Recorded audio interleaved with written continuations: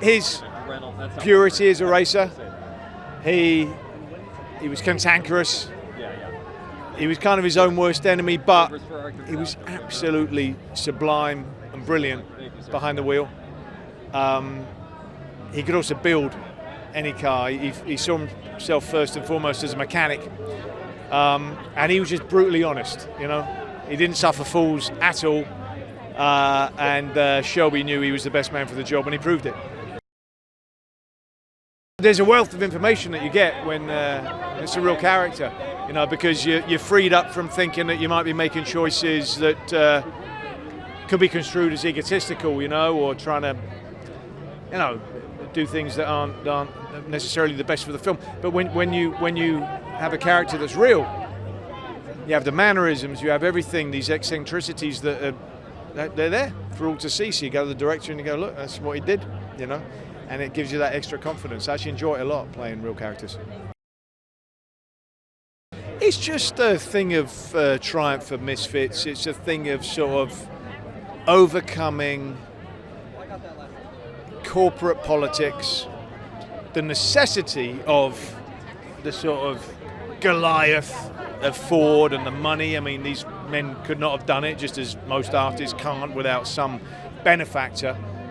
But also then the conflict within that of achieving it in spite of, you know, Ford, and they challenged God in the guise of Enzo Ferrari, and they won.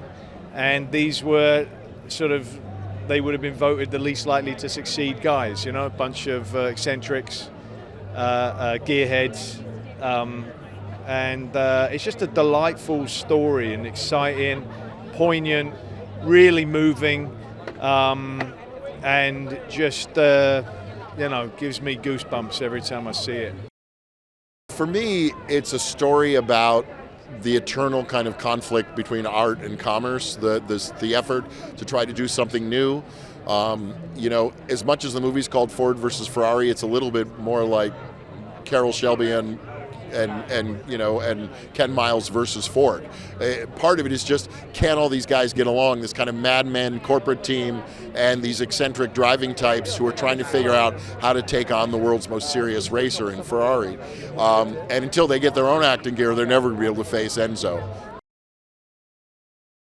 They're very much what you'd think. They're wonderful guys. They're great to hang out with. They are easygoing and generous actors with all their other scene partners. They're very trusting. I consider them both friends. I've known them both 20 years. So they were both my first choices for this film, and approaching them for the movie was, my only fear was if either one of them passed. But they both loved the idea of working together. And I think you see why. When you see the movie, they have such natural chemistry together. And that's more than anything, more than racing, more than corporate culture, 60s period, anything. The movie's about friendship and the kind of friends we make when we do things together, when we work together, when we risk ourselves together. And I think that was the themes and the ideas that really attracted me to this story. If this movie doesn't please racing fans, none ever will. This is a movie where we recreated to the nth detail every specificity about those races in the 60s. These cars are exact replicas, the stands, the style, the pit crews, the uniforms, the tools are period tools, the engines are accurate reproductions of the engines. So for the geek, it's all there. My goal was also to make a movie that works for the non-geek. For me, the whole thing was to somehow put you in a place that they can't ever do in televised sports, inside the car with characters you care about, understanding they're frightened that they've lost their brakes and they're traveling at 200 miles an hour toward a turn, or they're nervous that their tires are too bald to hold on in this rain anymore, or that their engine is giving out, or that this is their last chance in this lap to ever overtake this other car, and you're feeling the stakes with every lap in the race. It's a great story about a great time, great characters. It's an unbelievable kind of car racing story, but it's ultimately a story about loyalty and integrity and friendship, and it's kind of, you know, it's an age-old story that kind of crosses into all lines, and it's a relationship movie. That said, I think what Jim's really achieved here, which is really, really special, is a really cogent and detailed look into racing. to play Mr. Iacocca is a wonderful, wonderful honor for me, and I think especially to focus at him at this point in his life, it was an honor and unbelievably intriguing. I think that most people think of him as this captain of industry, this absolute titan, but we're sort of focusing on him at a time when he was young and ambitious and hopeful, and just the beginning of his career. So that was a real thrill for me. It's David versus Goliath, it's corporate politics, it's Americana, it's these, historical, it's got so many different things. I mean, obviously it's a race car movie, which makes it kind of, there's that fun, thrilling element to it. But at the end of the day, I think the movies that people love so much are Butch Cassidy and the Sundance Kid, and, even recently, Once Upon a Time in Hollywood, these movies about friendship, and these movies where you have these characters who are all going through really hard times and trying to do something very special. That's what this story is. So Leo Beebe was one of the people who was involved in the Ford Motor Company racing program, who was in charge of making these decisions that are super controversial and what this movie kind of is about in some ways in terms of the drama of it, the problems of it. He was a corporate guy, he was very much a believer in corporate culture, and I think that's kind of an interesting concept with this movie. You go back and see the movie 2 or 3 times, which I've done, it just gets deeper and more interesting, and it gets something you respect more and more, and you kind of want to see it again. I can't wait to see it again tonight. I've seen it 3 times already. I'm going to see it next weekend as well. It's one of those rare movies. I wasn't familiar with the story, and it was just such a great underdog story, and I love the characters, and it just, for me, reading a script that good, that is an original story that I hadn't heard before, being able to work with Christian and then have Jim Mangold direct it, that was a very easy decision for me. He's just one of the best actors on the planet, and he's a really generous actor and a really great person, and I adore the guy. It doesn't get much better than that.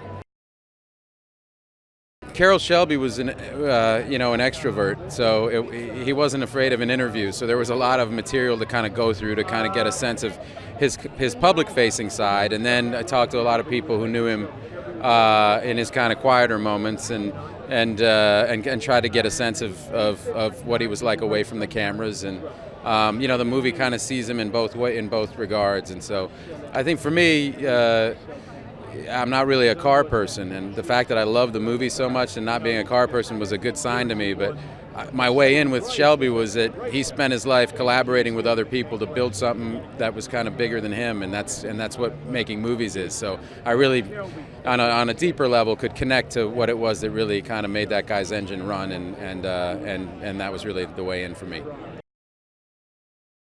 It's a really nice story and a really positive kind of story to put out into the world right now.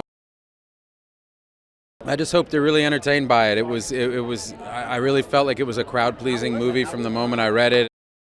Christian Bale is the best. I mean, I was pretty terrified into meeting him because he's Christian Bale.